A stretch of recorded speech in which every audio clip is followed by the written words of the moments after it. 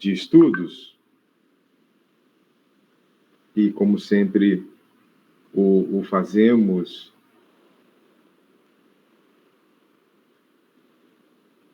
busquemos a prece,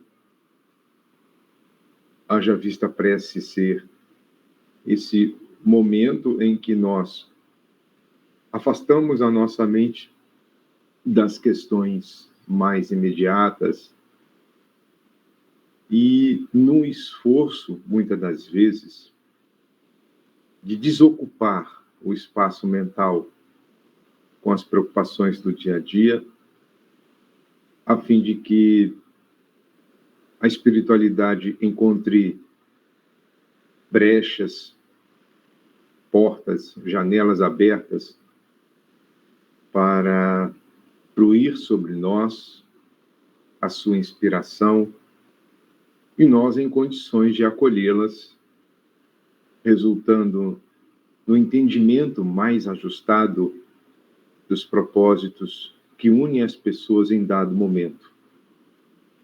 E como nós estamos em um grupo que acredito que aos poucos vai migrando para o conceito de equipe, recorremos a Deus nesse instante, suplicando a Ele amparar-nos nesses momentos decisivos porque passa a humanidade. É muito natural esse choque de ideias que inevitavelmente fará com que o melhor de todas essas ideias inicialmente conflitantes sejam absorvidas a benefício de todos.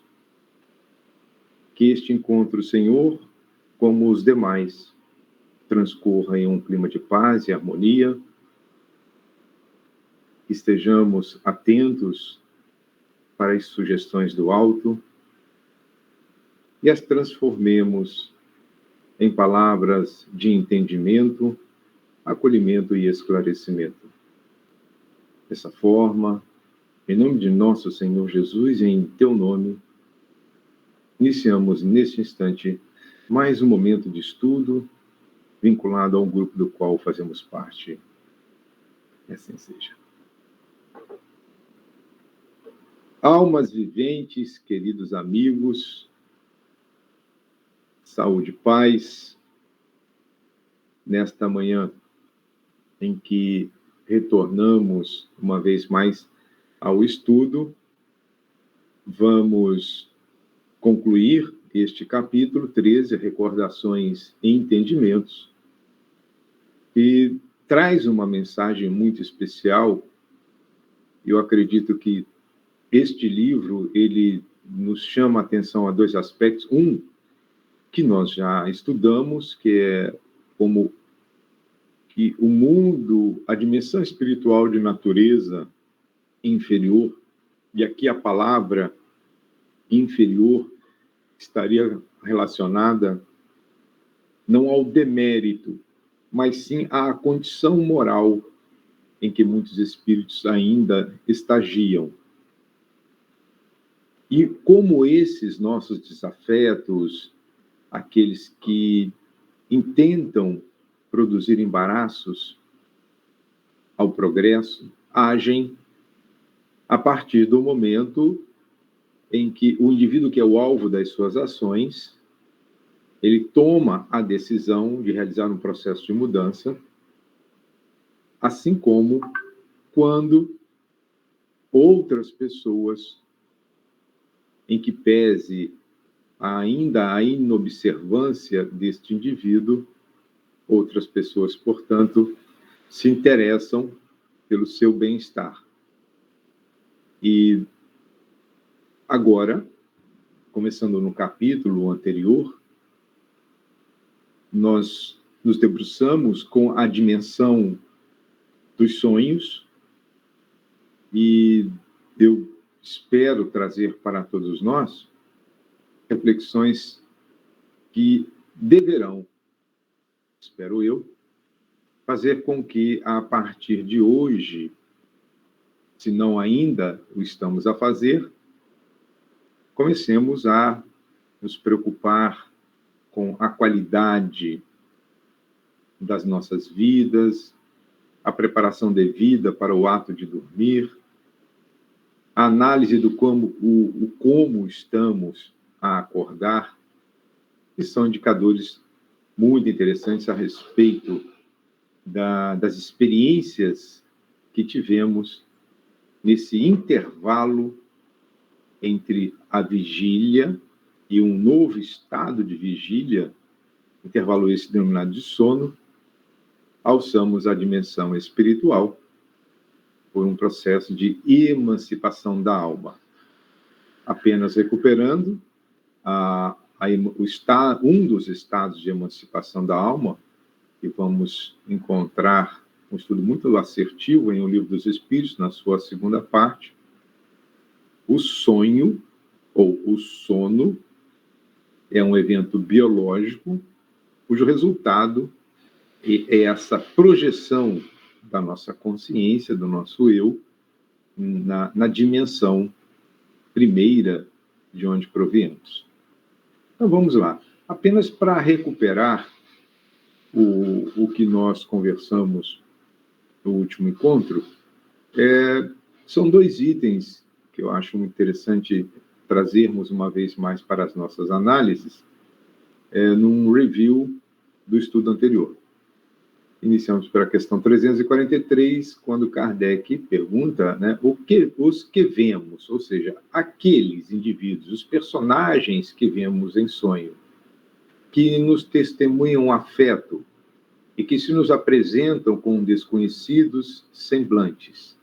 São alguma vez os espíritos amigos que nos seguem os passos na vida? A resposta é bastante precisa. Muito frequentemente são eles que nos vêm visitar, como ides visitar o encarcerado. Então, se essa relação ela ocorre entre os que possuem afeto, da mesma forma, haverá de ocorrer essas relações entre os que não possuem afetos, ou entre os desafetos. Porque o que acontece numa dimensão, haverá de acontecer na outra, em virtude dessa dualidade, que é uma marca característica. Talvez a palavra dualidade não seja aqui muito bem colocada, mas as expressões do uno se manifestam ainda em 2 polos distintos. Alcançado o progresso espiritual, atingindo essa dimensão da natureza pura do ser espiritual, essa dualidade ela desaparece. E o que era dual se transforma em uno. Durante o sono, a alma repousa como o corpo. Então, na pergunta já há uma questão bastante interessante, que é muito fácil de nós percebermos o repouso do corpo. Embora os estudiosos do sono, quando o indivíduo tem o que se chama de sono agitado, com muitos movimentos, trocas de posição, a pergunta é: o que é que está produzindo esse movimento? E às vezes são movimentos que remontam a postura ou a linguagem corporal daquele que experimenta esse estado medo, outros pavor, alguns alegria, paz indefinível.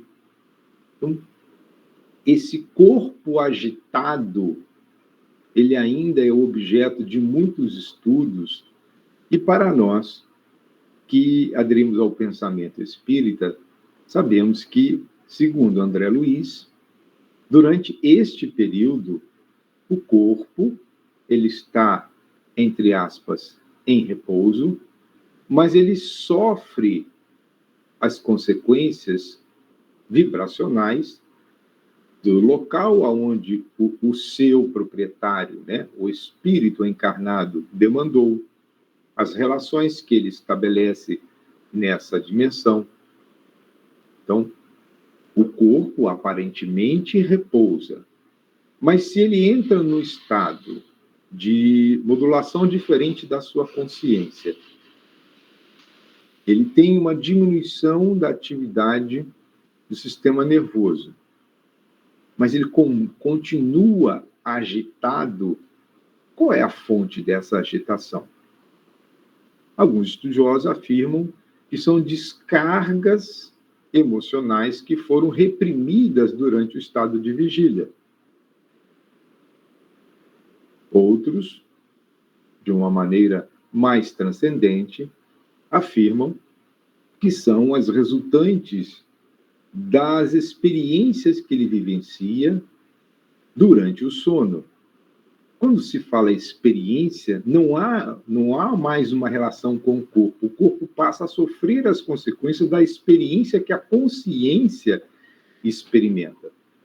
E para nós, fica bem claro que o corpo ali, se fizermos a recuperação da comparação que Allan Kardec nos traz, é que você tem uma pipa ou um instrumento aéreo fixado a um poste. Se esse instrumento aéreo ele balança, ele altera a sua posição de forma violenta, a estrutura sobre a qual ele se encontra fixado recebe, por sua vez, as consequências do estado experimentado à distância. Então, na questão 401, nós vamos perceber, respondendo os espíritos a Kardec, não, o espírito jamais está inativo. Durante o sono, afrouxam-se os laços que o prendem ao corpo, e não precisando então, da sua presença, ou seja, o corpo não precisa da presença do espírito, ele se lança pelo espaço e entra em relação direta ou mais direta com outros espíritos. E essa liberdade, Kardec pergunta, essa liberdade durante o sono, como ela é analisada pelos sonhos? Então, quando o corpo repousa, acredita, ou tem o espírito mais faculdades do que no estado de vigília, é lógico. O sistema orgânico que nós utilizamos, ele vibra num padrão diferente do sistema nosso, que é o corpo perispiritual, ou corpo espiritual, na dimensão espiritual. Então, nós temos condições de ter percepções mais claras do que acontece no nosso entorno, lembramos do passado, podemos antever o futuro. Dessa forma, adquire-se maior potencialidade e isso faculta-nos entrar em comunicação com os demais espíritos, quer eles estejam encarnados, quer desencarnados. Depois nós analisamos essas duas estruturas que compõem o núcleo da célula neuronal, em particular o corpúsculo de Nice ou de Nils, e o pigmento ocre. O corpúsculo de Nice, como já tivemos a oportunidade de tratar, são verdadeiras cisternas energéticas, e toda cisterna armazena algo que em algum momento é utilizado. Uma cisterna de água armazena água como fonte da vida. Então, a maioria das casas, se não tem caixas d'água, as localizadas no nosso sertão possuem cisternas para o recolhimento das águas pluviais ou abastecimento pelos sistemas de suporte à sociedade desprovida desse recurso. Então, uma cisterna, ela acolhe, recolhe, guarda algo para ser utilizado. Então, André Luiz vai fazer essa comparação, que o corpúsculo de Nis, que está dentro da estrutura chamada retículo endoplasmático rugoso, é aquela cisterna que absorve e armazena alimento psíquico. E esse alimento psíquico, ele é adquirido pelo corpo espiritual, né, no laboratório da vida cósmica. Então, esse laboratório da vida cósmica são esse imenso espaço que envolve, em especial, o nosso orbe, capitaneado pelo fluido terrestre, e é absorvido através da respiração durante o repouso físico para a restauração das células fatigadas e insubstituíveis. Bem, durante o sono ocorre o repouso do corpo. Então, durante o sono, ou durante qualquer atividade em que eu estiver repousando, a meditação, portanto, favorece o indivíduo à absorção, ao reabastecimento dessas cisternas com esse alimento de natureza psíquica, que irá ser consumido durante as atividades do dia a dia, mas em especial nas nossas práticas mediúnicas. E uma outra estrutura interessante é esse pigmento ocre, que André Luiz chama de fator de fixação.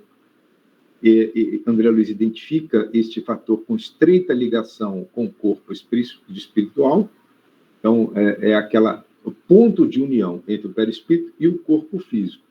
E quanto mais centradamente estiver numa perspectiva material de existir, mais unido estará o corpo espiritual ao corpo físico. E isso dificulta sobremaneira os processos de modulação da consciência de maneira consciente, os desdobramentos, as experimentações mediúnicas, os estados de emancipação da alma, dentre eles o sono. O sono produz o estado de emancipação da alma. O sono é o agente indutor da emancipação. E no fenômeno da morte, segundo algumas considerações de André Luiz, o que vai ser observado é a dificuldade do espírito desvencilhar-se do seu corpo, ok? Então, essas foram as considerações do nosso último encontro, apenas uma recapitulação daquilo que nos será útil para esta finalização. Mas eu fiz um recorte desta obra, Temas da Vida e da Morte, em que há um capítulo exclusivo sobre o sono. E corroborando o pensamento de Kardec e de André Luiz, Manuel Filomeno de Miranda vai dizer assim que o corpo adormece, e às vezes mesmo antes do sono total. Por isso que algumas pessoas, quando recolhem-se ao leito, sentem aquele torpor. É um adormecimento prévio ao sono. É lógico que o mergulho no sono em totum, ninguém tem condições de prever e nem de mensurar o tempo exato. Mas esse entorpecimento dos sentidos, algumas pessoas relatam. Então, mesmo antes do sono total, afrouxam-se os liames que atam o espírito à matéria. Então, esta pigmentação, o pigmento ocre, que realiza essa função de ponto de contato entre o corpo espiritual e o corpo físico, por um processo ainda não determinado pela nossa ciência, exerce esta função de mergulha num outro estado de consciência, esses pontos, esses liames que atam o espírito à matéria, eles se afrouxam. É como se eu esticasse a linha no meu carretel. Lembrando que, eu não sei quantos de nós soltamos pipa na infância, mas os mais, vamos dizer assim, especializados, eles soltavam a pipa usando um carretel, com manivela. Então, vamos perceber que o vento, o Alejandro já está dizendo, eu também, meu amigo, embora não fosse muito hábil, tive experiências boas com carretel, carretilha. O vento é o agente sobre o qual a pipa sofre a ação e a tensão sobre a pipa aumenta e quem controla percebe que é o momento de dar linha. Então, afrouxam-se, Você diminui a tensão entre a pipa e a carretilha, o vento vai agir sobre a pipa e a pipa agora voa a mais altas alturas. Porque esses liames os limites, os fios, agora estão alongados e permite, então, que a pipa se afaste do seu proprietário. Então, o corpo se desprende parcialmente e mantém, lógico, essa linha ainda conectada ao carretel. Na medida em que o tempo passa, em que amanhece, via de regra, ou ocorre um evento de despertamento. Daí, por exemplo, eu nunca me dei bem com aquele despertador que parecia um sino batendo nos nossos ouvidos, que aquele de uma agressividade tamanha, mas era utilizado até 30, 40 anos atrás, e ainda tinha 2 martelinhos que batiam em 2 estruturas de metal, faziam um barulho infernal, e muitas vezes a gente era acordado de sobressalto, tomando susto, os batimentos cardíacos acelerados, pessoas davam murro no despertador. Agora não. Você pode despertar com uma música mais agradável, você pode ser despertado, por exemplo, com mudança da iluminação. Quem não tem proteção contra a presença de raios solares, a própria presença da luz do sol vai ativar a glândula pineal, que vai reduzir a produção da melatonina. Então, esse sedativo natural diminui a sua quantidade de circulação no organismo e o indivíduo desperta. Então, esse é um mecanismo natural. Graças a essa movimentação, continua Filomeno, quando retorna ao domicílio carnal, traz as impressões e lembranças que agora imprime no cérebro, constituindo-lhe o complexo capítulo dos sonhos. É muito interessante, penso eu, a forma como o autor se manifesta, traz as impressões. Muito provavelmente os queridos amigos já passaram por uma experiência semelhante de usar uma impressora cuja tinta está no seu final. Ou o cabeçote da impressora possui algum defeito. O que acontece com aquele material que está sendo impresso? Ele sai com inúmeras imprecisões.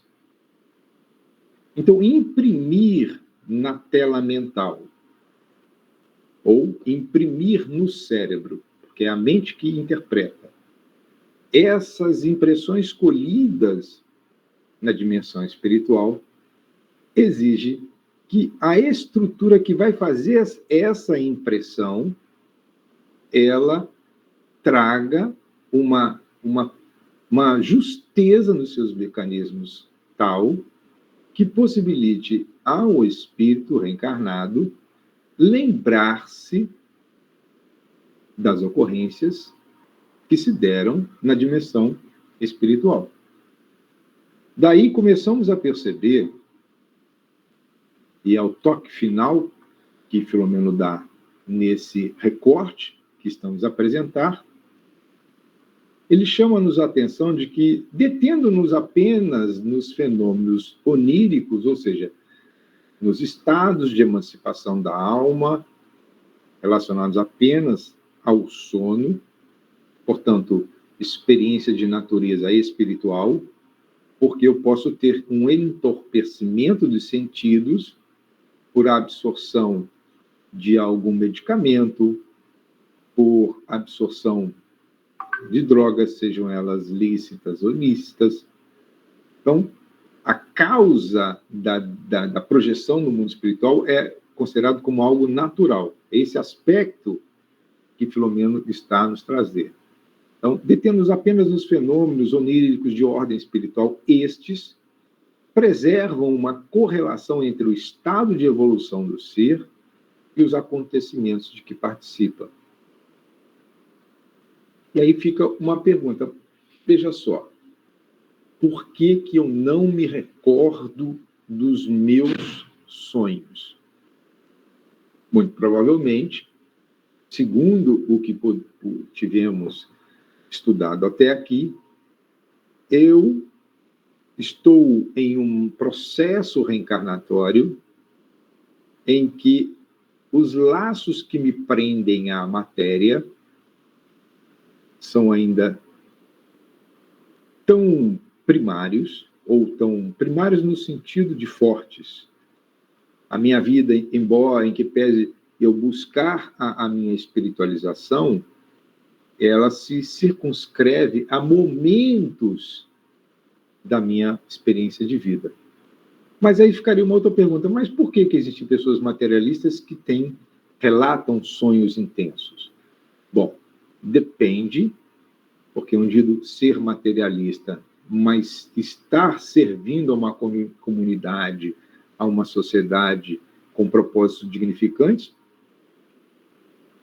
a visão materialista de mundo não impede-o de ter uma conduta no mundo mais assertiva do que muitos daqueles que buscam espiritualizar-se, ou seja, nós buscamos voar com os pés chumbados ao chão. Eu vou à igreja, eu vou ao centro espírita, eu vou ao templo de natureza qualquer, e eu circunscrevo essa minha ação a apenas alguns minutos do dia. É isso que nos chama a atenção. Eu vou a uma doutrinária, eu participo de um grupo de estudo e eu participo da reunião mediúnica. Some quantas horas isso dá por mês. E agora veja quantas horas temos disponíveis ao mês. Não é só uma atividade na instituição espírita ou em casa que conta, é a conduta que temos o tempo todo. Então, essas experiências que temos na dimensão espiritual guardam relação direta ao nível de evolução de cada um de nós. Particularmente, eu acho que é uma fala que precisa ser muito bem compreendida, para que aquele que não tem os seus registros não se perceba como uma pessoa em um estágio inferior da evolução. Não, não é isso. O estágio atual da nossa evolução está à nossa disposição melhorar ou manter. Então, se eu tenho, por exemplo, ou eu não tenho o hábito de preparar-me para o dormir, em que pese eu ser uma pessoa boa, muito provavelmente eu terei dificuldades de reter. Porque no momento em que as impressões, as lembranças, elas são transferidas para o cérebro, porque eu não tenho o hábito da meditação, da reflexão,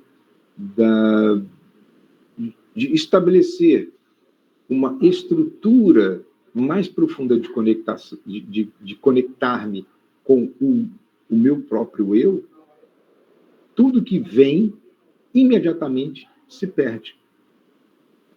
É como se nós acordássemos, lembrássemos de tudo, mas no primeiro movimento do corpo de sentar-se para pegar o chinelo, demandar a nossa higiene pessoal, aquilo tudo se esvai. É como se pintássemos um quadro e imediatamente vem um vento e leva todas aquelas impressões que foram transferidas, mas não foram fixadas.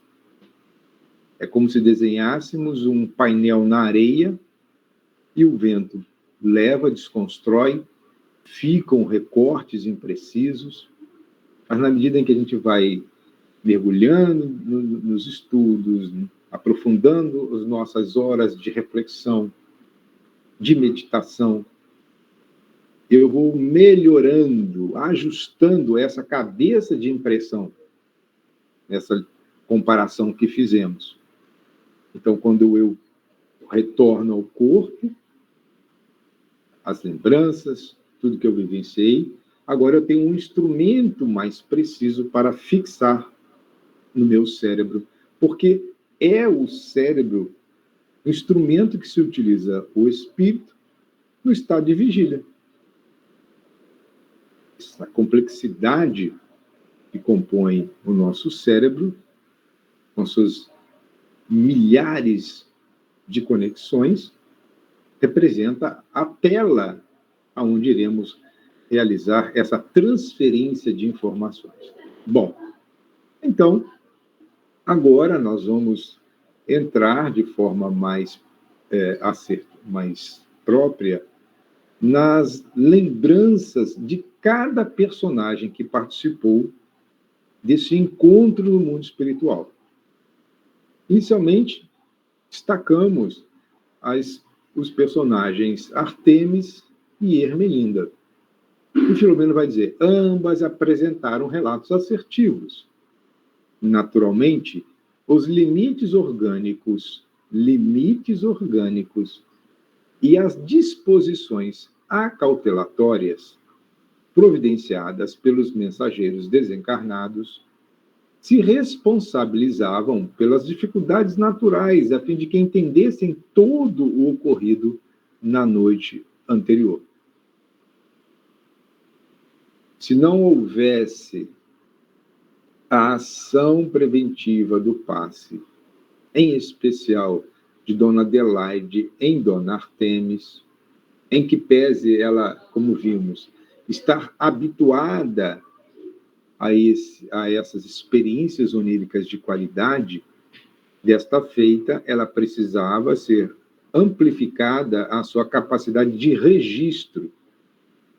Então, o passe, esse suporte espiritual que ela recebeu, foi de fundamental importância para isso. As impressões fixadas eram o suficiente para auxiliá-las a sair do labirinto das incertezas e das dificuldades, guardando nos depósitos do inconsciente mais amplos informes que se converteriam em subsídios, aí está digitado errado, depois eu farei a correção, na oportunidade própria. Observem, o que ficou registrado na tela mental foi o suficiente para dirimir a dúvida e as incertezas. Quantas das vezes nós acordamos com informações, mas essas informações, pelas imprecisões, não nos auxiliam em processo de tomadas de decisão imediata. Mas quando há uma necessidade, há um problema mais complexo, nós vamos perceber que há algo que fica de forma muito clara. E se está de forma clara, ao menos com base nos estudos que estamos realizando, começa a sinalizar para nós de que houve uma efetiva transferência de informação ou uma vivência significativa que deve ser levada em conta por todos nós. Glécia colocou aqui assim, muitas vezes, Marcos, como exemplo desse despertador, né, é uma fala um pouco mais anterior a este momento, temos a sensação de acordar bruscamente, como se fosse empurrada de volta ou contra algo. É mais ou menos isso mesmo. Embora cada um de nós passe por uma experiência muito particular, a sensação é essa mesmo. Existem pessoas dotadas de comportamentos tão agressivos ao acordar que elas precisam ser observadas e muita cautela ser empreendida no ato de acordá-las. Recentemente, na minha atividade profissional, nós tivemos conhecimento do cometimento de um assassinato dentro de uma unidade militar, porque um militar que ele tinha esse transtorno ao despertar. E sempre que alguém o chamava durante a madrugada para assumir o seu posto, essas pessoas eram esclarecidas, para que, olha, tome cuidado, fulano, ele tem algum tipo de dificuldade, não grite, não movimente, não faça barulhos, chame pelo nome. Então, foi se desenvolvendo uma técnica. Mas como os efetivos mudam, pessoas chegam, outros saem, e nesse dia especificamente, esse militar resolve dormir com o seu armamento ao lado. Um outro militar veio acordá-lo, não se lembrava das recomendações, e ao tentar despertá-lo, e olha, o outro fator é que ele tinha um sono muito pesado, ele não acordou, o indivíduo estava cansado, chamou a segunda vez, chamou a terceira vez, e na quarta vez sacudiu de forma um pouco mais violenta. Ele acorda descompensado, como era da sua natureza psíquica, e imediatamente, por um ato instintivo, fez uma leitura de que ele estava sendo atacado. Ele toma a arma e mata o companheiro. Então, para que a gente tenha uma ideia de que determinados transtornos, eles precisam ser acompanhados pelos familiares, isso começa a ser identificado já na fase infantil. O pai, a mãe observa como o seu filho acorda. Eu sempre tenho dito aqui, qual é o estado de humor ao acordar? E aí Alejandro faz uma outra consideração, dizendo assim, na obra Guilhões Partidos, que já estudamos, por exemplo, temos uma descrição de encarnados que, durante o sono, vão para regiões inferiores. E quando lá se deparam com acontecimentos muito fortes, retornam abruptamente, amedrontados, para o corpo físico, seu refúgio seguro, entre aspas, ante as companhias de baixa vibração a quem as mesmas se vinculam. Perfeito, meu amigo. É justamente isso. Qual é o abrigo seguro? É o corpo. Então, para fugir de determinadas regiões assombrosas, imediatamente, porque aquela experiência é desagradável, nós mergulhamos no corpo. E este corpo, ao receber esse impacto de um retorno, entre aspas, não previsto, sofre-lhe as consequências. Você pode acordar com sobressaltos, com aumento da frequência cardíaca, ansiedade, crise de ansiedade, às vezes choro convulsivo, pavor noturno. Então, são fenômenos muito interessantes que a ciência vem estudando e o espiritismo vem ajudando. Os tratamentos desobsessivos tendem a auxiliar e muito nesses eventos denominados pavor noturno. Via de regra, este pavor noturno está associado a processos obsessivos. Então, vamos lá. A senhora Artemis, ela, nós não vamos nos preocupar com o texto em si, mas sobre o que poderemos depreender a partir da leitura dos diálogos que no texto está registrado. Então, a senhora Artemis, a esposa de Rafael, acorda com lembranças nítidas. Sabe os personagens, se recorda dos personagens que estavam presentes naquele encontro. O que é mais interessante para mim, neste capítulo, é que é um encontro que reúne quase toda a família. Apenas Gilberto, filho do casal Artemis e Rafael, não estava presente. Talvez porque a situação dele, em que pese a sua vida introspectiva, e isso é dito em um momento do texto, Gilberto será objeto de análise posterior. Mas, dada a gravidade do momento, em que surge a janela de oportunidade para este encontro, porque todos adquiriram o mérito para isso, E são 5 pessoas. Às vezes nós temos sonhos com muitas pessoas, mas não conseguimos registrar com quem estivemos. Vejam o zelo da dimensão espiritual para com este evento. E cada um sai deste evento com uma gama de informações compatíveis com o estágio evolutivo em que transitam os personagens.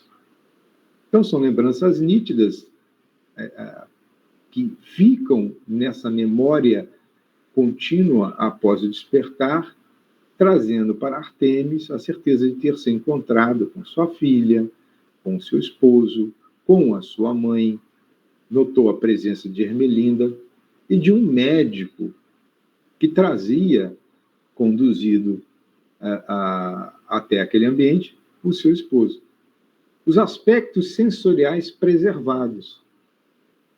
Ela percebia as cores do ambiente e dá-nos a impressão de que muito mais do que o registro dos coloridos, a palavra colorido que está na obra em curso, ela nos remonta a uma análise de sensações mais justas, não apenas de ter sido um sonho em que as cores estavam presentes, mas as outras sensações, temperatura, o toque, os odores.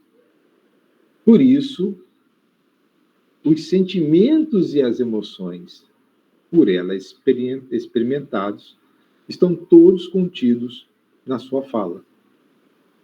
Isso fez com que ela acordasse experimentando um bem-estar inefável. Vejam essa citação e coloquemos como uma das metas para a semana próxima. Como eu estou acordando. Não se preocupe com olheiras, cabelos descompensados, mas o estado emocional. Eu acordo e estou como? Disposto ou indisposto? Refeito ou ainda depauperado? Triste ou alegre? Em paz ou irritado? Isso dá uma dimensão da experiência que tivemos. Mas o interessante, pelo menos para mim, eu gostaria de compartilhar com todos, abrindo espaço para a discordância, o que seria muito natural, eu identifiquei apenas uma distorção. E eu trouxe o recorte da fala de Artemis. A visão de Lisandra atormentada deve ter sido interferência de minha alma, preocupada com a filha querida. Olha que essa fala, o que traz para nós? Uma interferência de minha alma, portanto, uma influência anímica na interpretação do fato. Porque ela presencia, que veremos mais à frente, o que ocorreu com a sua filha.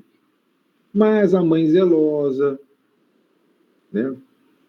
O familiar, via de regra, preserva as experiências menos agradáveis dos nossos filhos, das pessoas que queremos bem, e sentimos dificuldade em aceitar isso. Então, ela mesmo coloca como hipótese, deve ter sido. Então, ainda, inclusive, uma imprecisão. Então, é uma influência anímica na interpretação. Mas por que isso ocorre? Porque é uma informação de menor relevância a ser recordada. Porque ela tem consciência do que está a ocorrer com a filha. Mas essa imprecisão é retificada por Ermelinda. E por que às vezes o mundo espiritual faz isso? Para dar a certeza do ocorrido.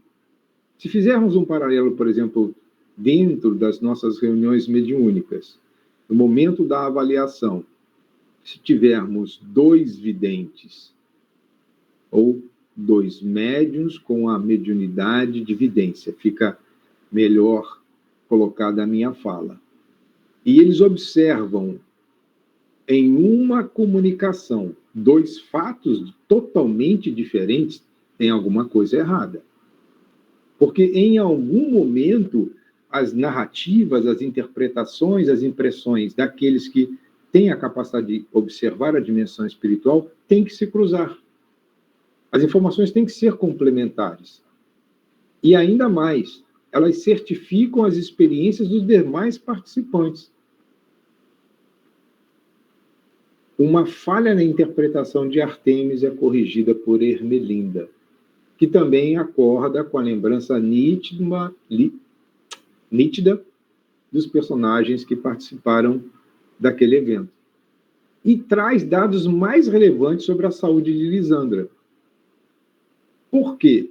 Embora possuidora de laços de afetos com Lisandra, ela não é a mãe, é a tia.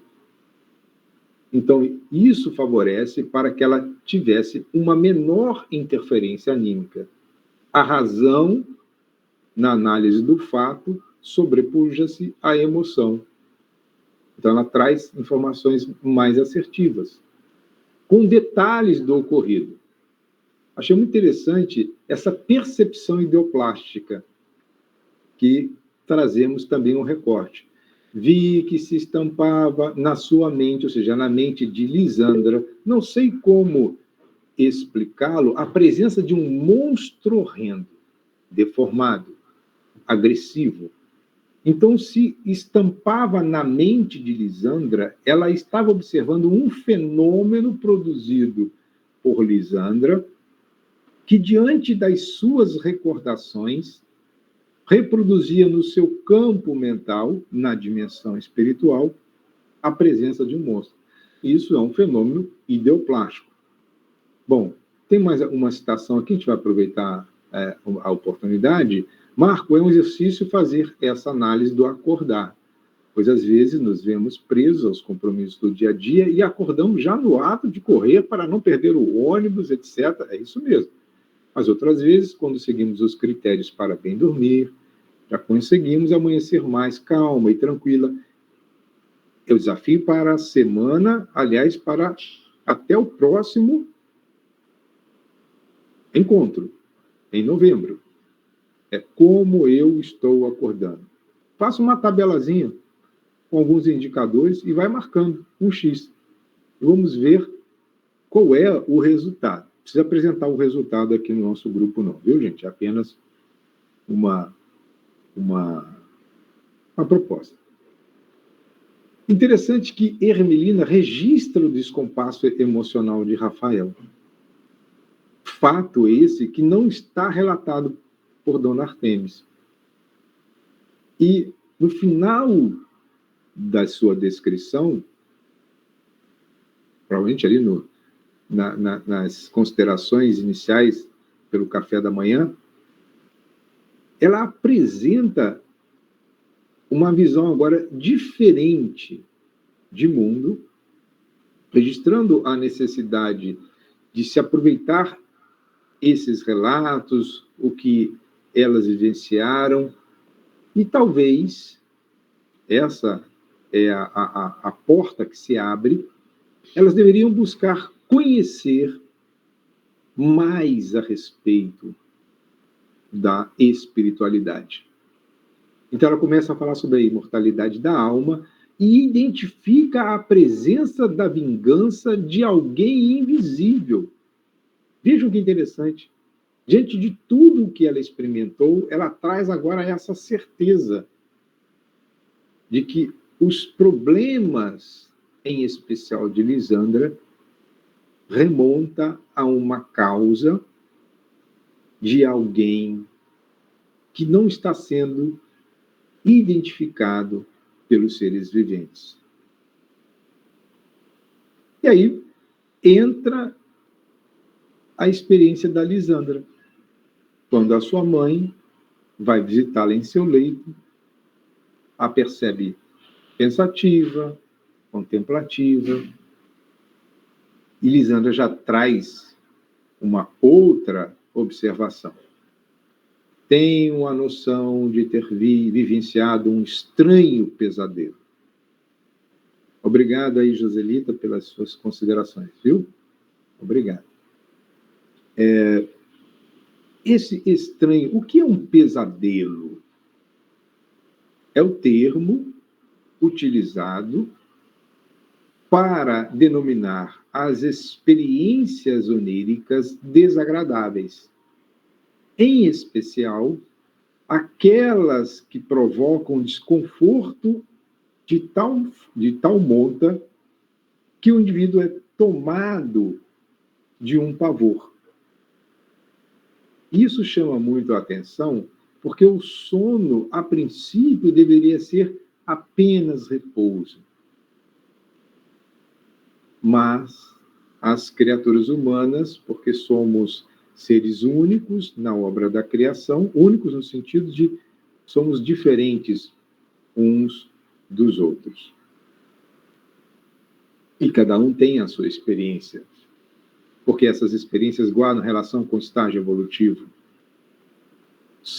Demandamos locais no mundo espiritual compatível com os nossos interesses que cultuamos durante o estado de vigília, ou compatível com o momento existencial pelo qual passamos.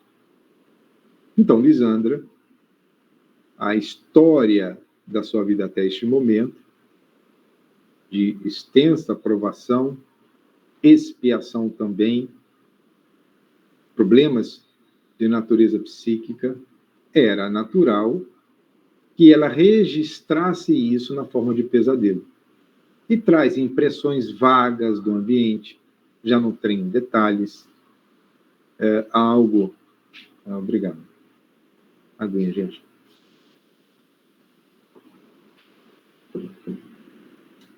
Ela relata que, embora perceber-se em determinado local, ela trazia essa sensação de embotamento da razão.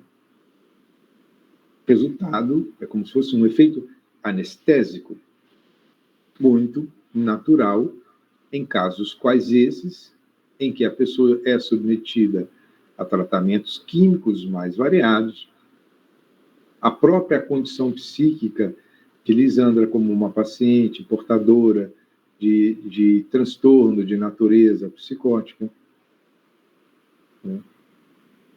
Possuidora de inúmeros processos convulsivos.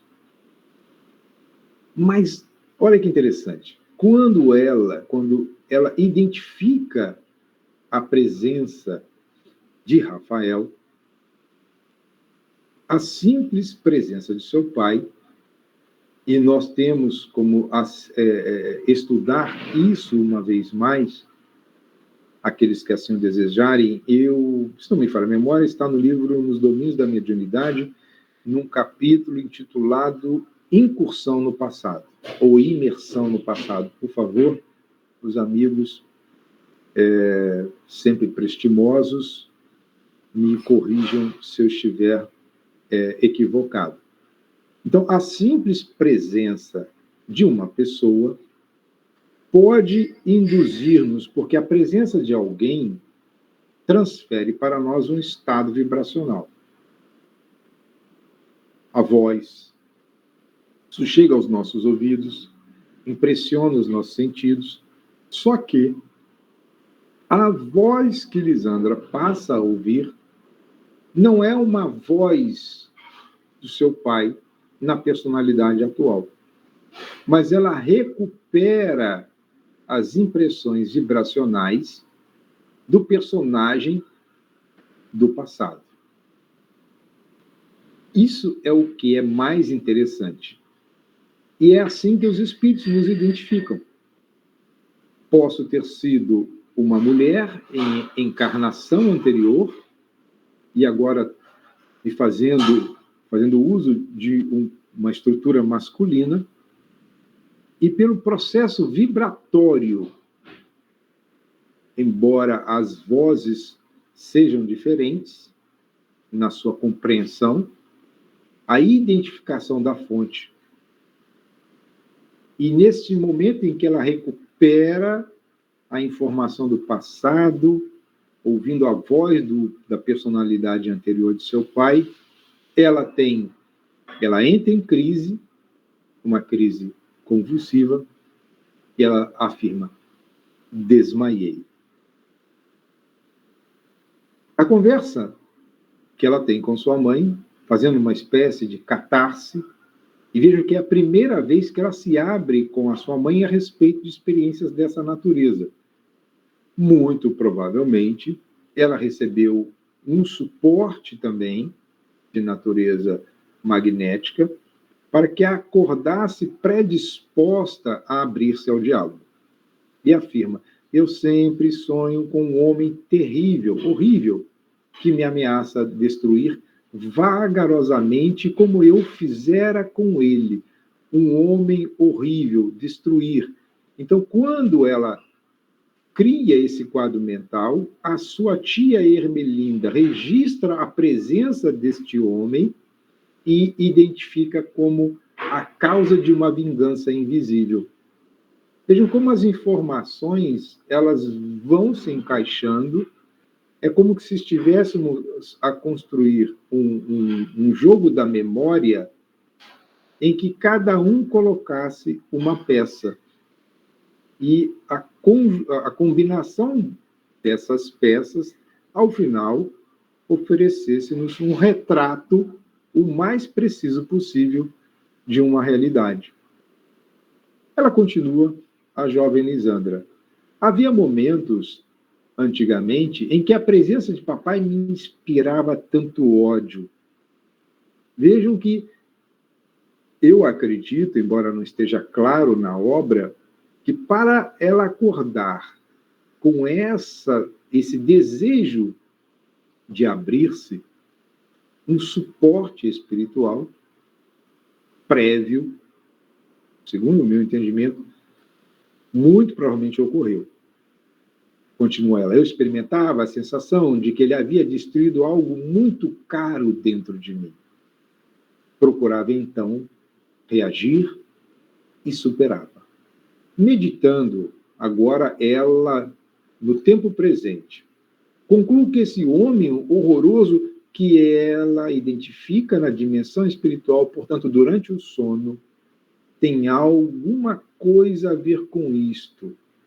Ou nós temos algum problema muito sério com ele. Não sei. É muito... Isso, Kátia, exatamente. Passes longitudinais de dispersão fluídica, o que deve ter proporcionado a abertura com a mãe. Ok, excelente recuperação da informação no capítulo anterior. Muito obrigado. Muito obrigado. Então, nós vamos percebendo que este encontro ele teve uma preparação. E essa preparação faz parte de uma programação. E é uma programação que prevê o suporte à família. É o que nós estamos sempre a repetir. Todo e qualquer processo obsessivo, todo e qualquer processo de natureza expiatória, a família tem que ser considerada como um todo. Tratar o indivíduo isoladamente pode até trazer algum resultado. Pode não, trará resultados benéficos. Mas se tivermos uma atenção para a totalidade da família, com certeza o ambiente familiar haverá de se recuperar de forma muito mais rápida, de forma muito mais precisa, ajustada. Essa preocupação com a saúde da família já é algo presente em que pese algumas dificuldades do suporte à família que encontramos, os sistemas de saúde nossos já começam a ter essa visão, que é preciso cuidar da família como um todo, e não somente de partes da família. Então, agora, a gente passa para a análise dos dois últimos personagens, Rafael e Cândido. E Rafael, da mesma forma, ele é levado,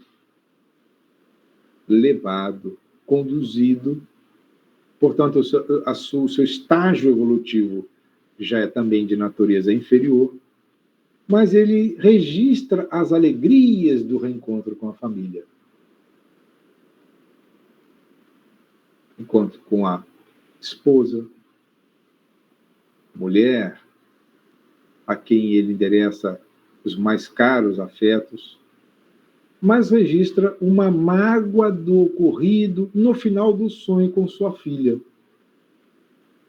Ele não consegue descrever o que de fato ocorreu, mas traz um sentimento de que algo desagradável aconteceu com ela. E este algo desagradável ele vai afirmar conforme as suas possibilidades de interpretação. Tratava-se de um sedutor que espoliava minha filha, disse com azedume. A quem tive de matar ali mesmo foi... eu fiz um recorte destacando este evento que não aconteceu naquele momento. Isso leva-nos a crer que ou de fato ocorreu em existência anterior, ou foi a interpretação da visão horrenda que sua filha teve nos momentos antecedentes ao desmaio dela. Entretanto, senti uma tão grande decepção por sabê-la vencida por um estúpido. Veja como as interpretações, elas são as mais variadas possíveis. E o quanto difícil é para nós realizarmos a interpretação do que o outro vivencia. Às vezes as pessoas dizem assim, Marco, eu sonhei assim, assim, assado. Eu falei, caramba, não faço a mínima ideia. Mas eu sonhei com cobra. Eu não tenho um manual de decodificação dos sonhos. Embora existam arquétipos, especialistas tentam fazer comparações, olha, isso aqui, por pesquisas, todos que sonharam com isso, trouxeram uma experiência nesse sentido. Eu busco mais o lado racional. A experiência do sonho é única, é pessoal, é intransferível. Não cabe, pelo menos a mim, fazer interpretação do sonho de quem quer que seja. Bom, e Cândido, nesse diálogo, vai trazer informações interessantíssimas, fazendo contraponto à narrativa de Rafael. Ora, meu amigo, sonhos que tais, quando nos alcançam o eu consciente, então, quando eu desperto, imprimo no meu cérebro para que a mente interprete isso, vai sofrer as influências da minha visão de mundo. Então, quando alcançam o eu consciente, são adaptados pelas nossas aptidões e traumas. Se eu não tiver nenhuma aptidão para a transcendência, se eu não buscar a minha espiritualização, todas as correlações que eu fizer estarão relacionadas à minha visão de mundo. E também aos meus traumas, sofrendo expressivas alterações na sua estrutura e realidade. Então, eu altero não somente o significado real do acontecimento, mas como os acontecimentos se deram. Esse é o entendimento de alterações na estrutura e realidade. É o como ocorreu e o que ocorreu.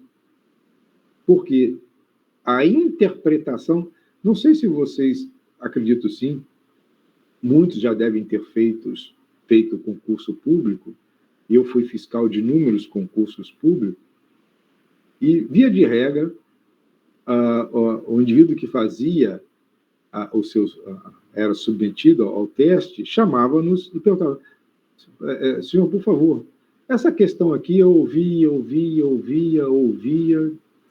sim, mas isso aqui não está errado. Eu falei, olha, a interpretação faz parte da prova.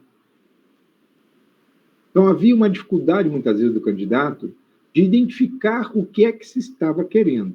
É lógico, levava a observação se de fato ou ali estivesse algum erro tipográfico de construção, tudo era anotado e reconsiderado a posteriori. Mas não era a função do indivíduo apontar, naquele momento, um erro, um acerto, um caminho ou outro de interpretação. A interpretação do sonho é do indivíduo. O Espiritismo vem nos trazendo isso. Olha, analise o que você faz, qual é o seu pensamento diretor, qual é a sua ideia central, quais são as suas buscas. Os sonhos serão sempre a resultante desses fatores, dessas premissas. Continua Cândido. Pois eu sonhei com você também.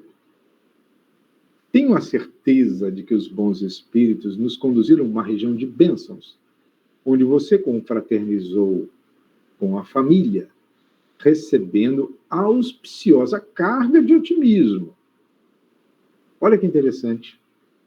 Cândido desconstrói o pessimismo de Rafael e tira-o dessa condição de fixar-se numa vingança, no seu passado, e abrindo oportunidades para o futuro.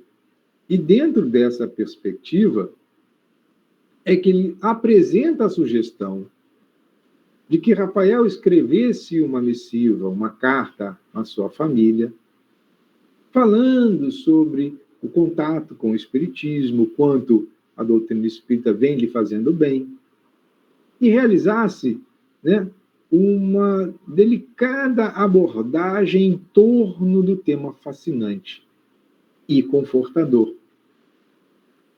Porque seria essa a primeira carta de natureza otimista a ser enviada. E justamente após esse encontro na dimensão espiritual. Então, há todo um concerto, porque veremos mais adiante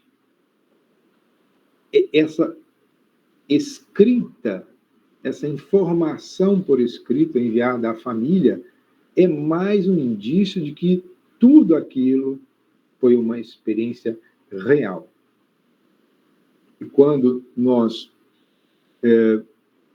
conseguimos perceber isso, fulano, eu sonhei contigo. E aí, mas o que é que você sonhou comigo? Porque eu também penso ter estado contigo em algum lugar.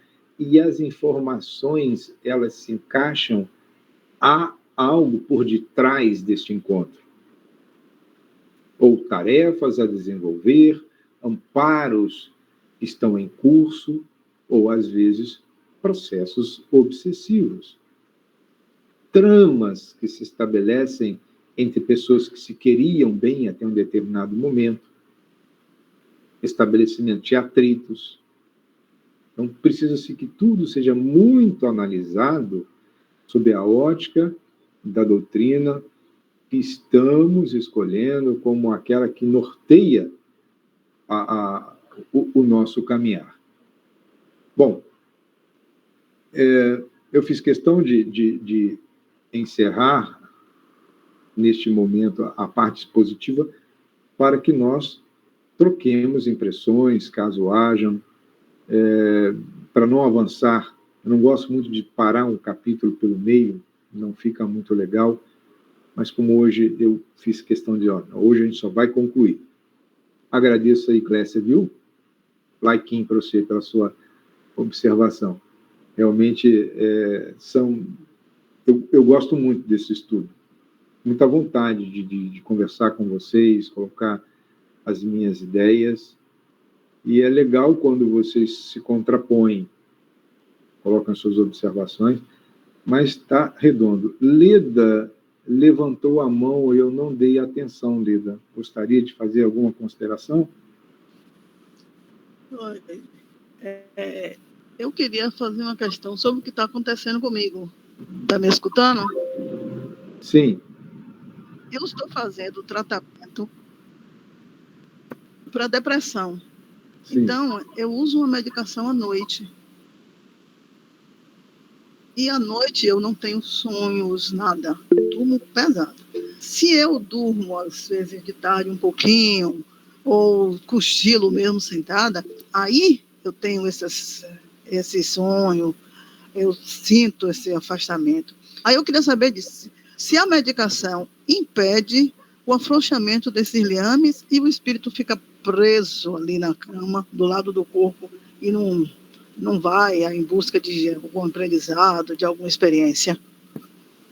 Vamos lá, vamos ver se eu entendi. Você faz uso de uma medicação e durante o dia, quando você tem algum momento de repouso, você é capaz de recuperar informações desses períodos. E à noite, Isso. Você, embora durma, não recupere. É isso? Não recupera. É isso. É isso. Tá. À noite eu durmo pesado, não sonho, nada. Mas se por acaso eu repousar um pouco à tarde, o dia que eu não estou sobre a ação da medicação, sim, aí é normal, eu tenho um sonho, eu me lembro, eu tenho um desligamento, desdobramentos. A medicação causa isso? Ou é impressão minha? Olha, vamos ver aqui. Eu vou fazer uma análise sem me aprofundar muito na questão. A priori, sim. Eu não vou afirmar tacitamente. Por que isso? Precisa-se levar em conta que tipo de medicação é. Porque a medicação contra a depressão tem vários níveis de atuação. Se for um medicamento indutor do sono, para que o processo de adormecimento seja continuado durante um determinado número de horas, muito provavelmente vai atuar em uma região do cérebro que dificulta a recuperação de memórias, porque o funcionamento dessa área poderia interromper o sono. Então, eu precisaria ver qual, não precisa, por favor, apresentar o medicamento, mas se quiser mandar via direct, eu estudo o medicamento, consulto um psiquiatra amigo meu, levo a sua dúvida para que tenhamos uma resposta mais ajustada. Mas, a princípio, quando você tem o seu entorpecimento dos sentidos por um fenômeno natural resultante de um momento de repouso e não está sob a ação de um inibidor disso ou daquilo, ou um estímulo indutor ao sono, pela experiência a ser natural, tende-se, ao retornar ao estado de vigília, melhores condições de recuperação deste fato. Isso não significa que você não sonha, entendeu? Que você não esteja em estado de emancipação. Mesmo que você não se recorde, a sugestão que eu lhe dou é observar a qualidade do despertar, principalmente o humor. Se tiver beleza, segue o baba, como se diz aqui na Bahia. Segue o jogo. Não se preocupe com isso. Porque, por vezes, nós precisamos de recorrer a medicamentos, até por uma questão de saúde físico-mental. Então, não se preocupe com relação a isso. Continue, relate essa sua experiência, se possível for, com um médico, psiquiatra, espírita, a FEB. E aí nós temos aqui Luiz, que pode lhe passar informações a respeito de quem poderia ser consultado para uma assessoria mais precisa. Vamos lá, Luiz, primeiro você e depois Hélia. Obrigado, Marcos. Nada, Lilo. Lá na Olon tem doutora Geisa, que tem um olhar espírita, e depois eu posso te passar a ler o telefone também da doutora Márcia Aguiar, que também tem um olhar espírita. Ela fez a última palestra nossa, Eu posso te passar o telefone dela também. Marcos, você estava falando sobre sonhos e eu sou a pessoa que já deito com o espírito, o anjo de guarda do lado, batendo no braço e dizendo assim, bora, minha filha, que você tem coisa para fazer. E acordo... Você não é pouco agitada, né? Mas bora, a vida aí que o negócio tá puxado. Aí, acordo também... Se eu acordar correndo, eu não lembro do que aconteceu, mas se eu tenho o hábito de esperar uns 5, 10 minutos, acordar e ficar com o olho fechado 5 ou 10 minutos, então eu recordo tudo o que aconteceu durante a madrugada. Se as pessoas têm esse hábito de você ficar uns 5 a 10 minutos, você acorda, mas você não abre o olho, você continua em vigília e você começa a lembrar tudo o que aconteceu, você termina lembrando. É muito engraçado, porque eu venho com quilhões de situações que aconteceram no plano espiritual, encontros, trabalhos e tudo mais. Então, bem interessante isso. Eu acho legal, porque nessas trocas que realizamos, a gente vai passando, né? Experiência um para o outro, porque são hábitos. E eu sugeriria, inclusive, isso. Porque, às vezes, a gente entra num automatismo, você acorda, vira para o lado, qual é a primeira coisa que você quer pegar? O celular. É a primeira coisa que a pessoa quer fazer, pegar o celular. Aí, minha filha, como diz o baiano, barril. Já foi. Você se conecta no mundo e se desconecta de si mesmo. Então, vai lembrar o quê? Vai lembrar nada, porque no WhatsApp os espíritos não vão mandar mensagem dizendo o relatório do que você sonhou. Exatamente. Se tivesse, né, um chip, que o chip nós temos, mas a gente não tem um aparelho. O aparelho nós temos. Quer dizer, nós temos o chip e o aparelho, mas só não conecta. Vou botar na minha agenda lá o telefone do meu anjo de guarda. Ainda não temos essa possibilidade. Então, essa dica de Luiz é muito interessante. Mantenha deitado, percebeu que acordou, olhou para um lado, fecha o olho e tenta recuperar. Tem pessoas que até escrevem. Isso também é interessante. Marcos, o melhor de tudo, o celular ainda serve de apoio, porque quando você lembra, você pega o celular e bota no modo gravar, e você grava tudo, porque escrever dá muito trabalho de manhã cedo para quem está com sono. Você grava o sonho inteiro. Sonhei com isso. Ótimo. Isso. Rapaz, é um registro perfeito, principalmente para quem sonha muito. Sim, legal. Agora, a dica é, grave primeiro e veja as redes sociais depois. Senão... Exatamente. Primeiro lembra do sonho, grava tudo. Depois você vai ver quem foi que te mandou bom dia, infernal. Antes de Elirando falar, teve alguém que levantou a mão também. Oi, Hélia. Como é que é, Ana Lúcia? Oi, Hélia. Ela disse que, no caso dela, ela não vai fazer não, porque ela acorda às 4 da manhã e se começar a gravar, vai dar chabu, entendeu? Ela pode acordar e vai ter que escrever mesmo ou arranjar outra técnica, porque, poxa, acordar 4 horas da manhã para recordar só ela. Me deixa quieto. Quem é que... Hélia, por favor. Marcos, eu sempre quero entrar nessa conversa com você, mas eu sou meio envergonhada, sabe? Fique à vontade. Não se preocupe com isso, não. Você falando aí sobre sonho, né? Eu não lembro de nenhum sonho meu. Não lembro de jeito nenhum. E eu tenho a minha mediunidade de desdobramento. Há muito tempo que eu tenho, só que antes eu não sabia o que era, né? Agora não. Eu sei, porque meu desenvolvimento, Marcos que está aí, ele me conhece, ele sabe todos os relatos que eu passo para ele. Mas eu não posso passar para você, porque é muito tempo.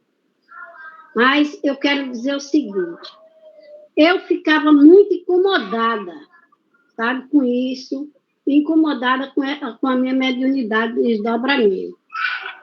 Aí eu né, procurando sempre saber, aí eu procurei saber por que eu não lembro do momento de desdobramento quando o meu corpo físico está dormindo, né, descansando.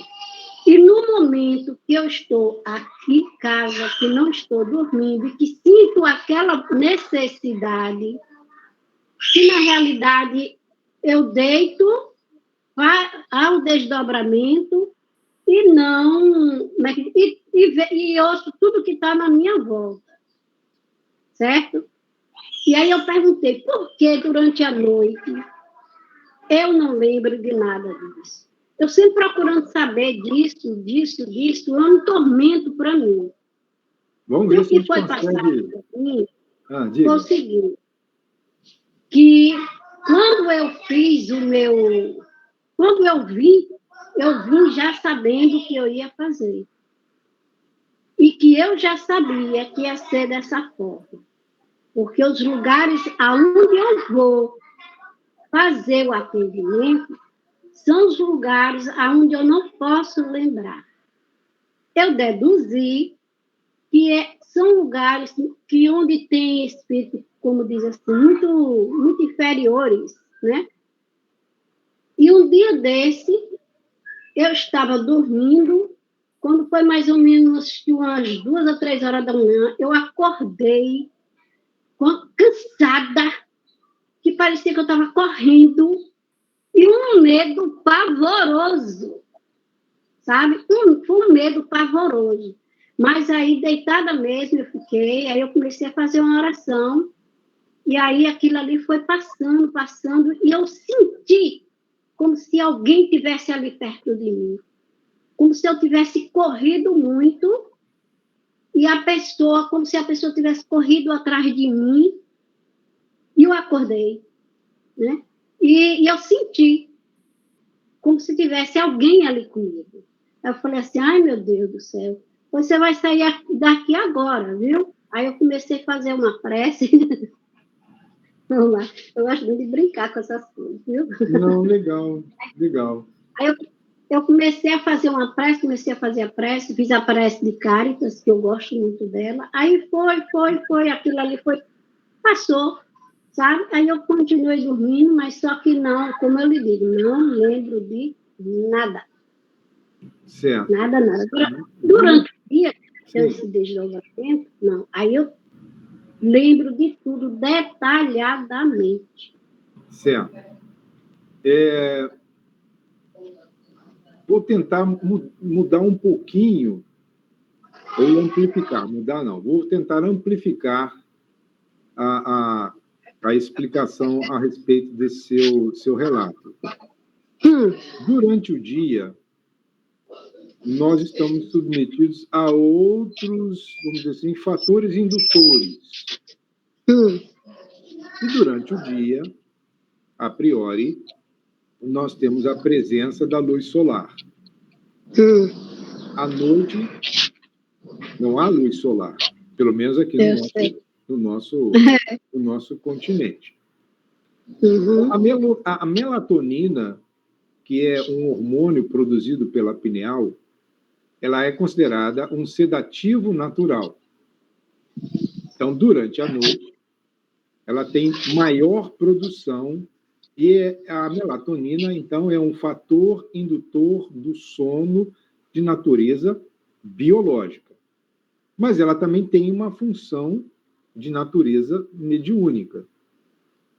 Eu quero crer que, além da questão da necessidade da lembrança, para mim, durante o dia, na sua fala, ficou marcado que você sente que precisa repousar. Então, parece-me que, estou colocando aqui título de hipótese, não há como ser assertivo ou determinante, mas parece-me que essa sensação de que a senhora tem que recolher-se a um descanso é algo inspirativo, ou a um chamado da dimensão espiritual, que pode conduzi-la, por aplicação de passe, há uma mudança no seu nível de consciência. Esse é o conceito de transe, é a alteração do estágio da consciência. Então, o transe pode ser provocado por ação magnética de um encarnado, de um desencarnado. Eu posso sofrer alteração da consciência por absorção de medicamentos, a gente chama o transe provocado por quimismo.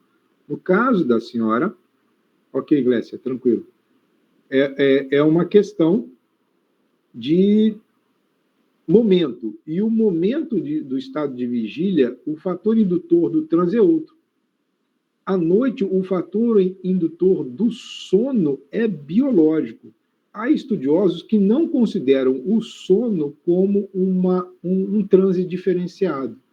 Há muita discussão nesse sentido. Eu, particularmente, não considero o sono como um transe, mas sim o sono como uma diminuição do funcionamento do sistema nervoso, de tal sorte que coloque o indivíduo em repouso para que o corpo se reconstitua.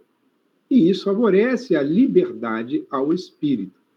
Então, são experiências diferentes. O transe mediúnico, ou anímico, que a senhora está falando em desdobramento. E o desdobramento é uma faculdade da alma.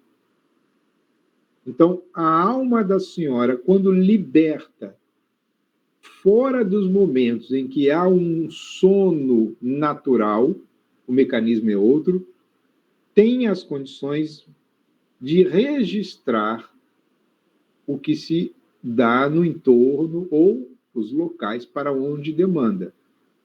E isso, por certo, quando ocorre o sono biológico, para preservação da emoção, da saúde psíquica, da saúde mental, muito provavelmente esses espíritos valem-se do seu potencial para socorros mais especializados, cuja manutenção do ocorrido na memória pode levar a algum desconforto. E isso é o que relata a maioria das pessoas que veem os espíritos. E todo mundo quer ver, né? Mas os que veem afirmam, olha, nem tudo que eu vejo é agradável. Né? Todo mundo só quer ver anjinho. Mas os que veem os anjinhos e os diabinhos. Pessoas saudáveis, pessoas doentes, pessoas inteiras, pessoas mutiladas. Então, para a preservação, a explicação que foi dada à senhora tá joinha. Legal.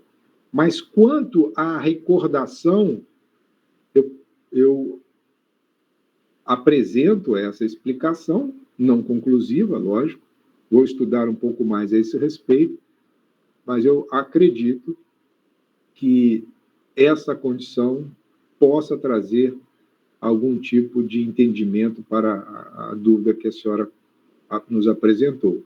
Mas eu vou estudar um pouco mais sobre isso. Próximo.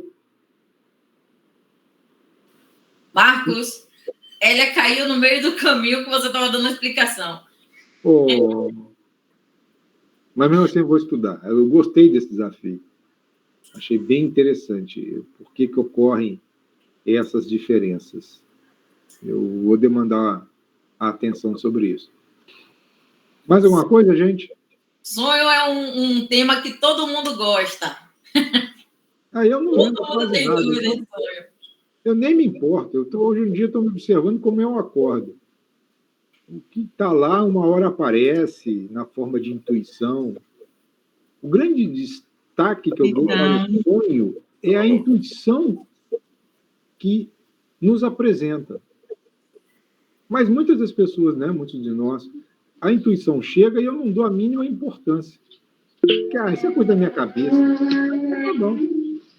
Tá bom. Fazer o quê? Hélia voltou. Agora está sem som. Oi? Será que é aqui? Hélia voltou. Ah, tá. A senhora está ao vivo em cores, senhora Hélia. Oi?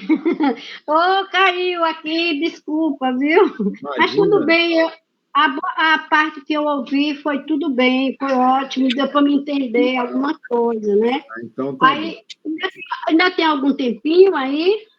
Temos 1 minuto. Ah, não, então deixa para outra oportunidade. Então, tá bom. Quem sabe, senhora, eu encontro com o senhor, com você, e a gente vai conversar, e nos relatos você vai me explicar muita coisa, porque eu tenho muita dúvida sobre essa minha prática mediúnica, que é o desdobramento, porque, na realidade, eu não encontro nada que eu possa ler e que me dê uma garantia, assim, uma certeza, uma coisa assim, sabe? Tá, então vou pedir uma coisa para a senhora. A senhora pega com o Marcos o meu telefone, grava um vídeo e mande para mim. Tá bom, tá ótimo. Só assim eu sei que eu vou poder ter uma afirmação, uma coisa assim, que a gente fica em dúvida, não é? Sim.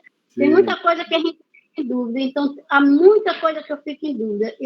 Teve uma época que eu pensei em sair da mediúnica, não querer mais, sabe?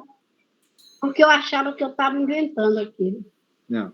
Vamos ajudar a senhora a conhecer melhor as suas experiências, e convido a senhora, fique conosco, todo segundo e quarto sábado de cada mês, estamos aqui reunidos, conversando e tentando aprender um pouco mais com todos. Minhas queridas e meus queridos, Marcos. Diga. Dona Hélia, Oi.